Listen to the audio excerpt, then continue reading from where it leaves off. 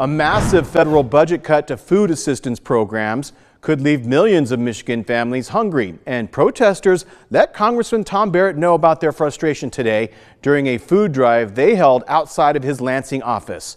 Karina Prieto was there, and she's here for you now with more on the group's efforts and the congressman's response. Good evening, Karina. Good evening, Jorma. Advocates at the food drive and demonstration today told me that the potential cut of almost $300 million from the SNAP program has them worried for friends, family, and community members who depend on it.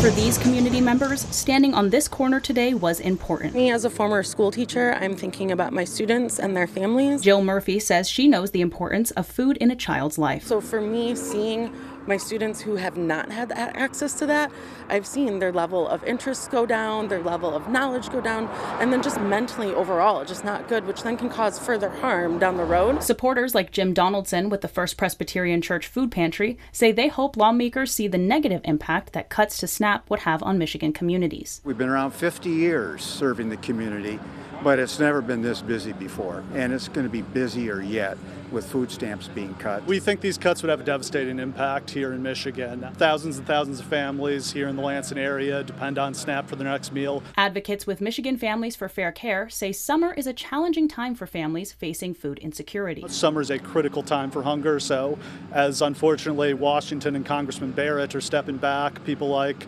our organization and individuals here in the community are having to step up and fill that void. That's why the group set up on the corner outside of Congressman Tom Barrett's office and across the street from the state capitol to show their support for those depending on food assistance. A spokesperson for the congressman responded to today's efforts, saying, quote, "SNAP benefits are not being cut, and every eligible family will continue receiving the help they need." He says Congress is simply adding, quote, "common sense steps that promote opportunity while keeping the safety net strong."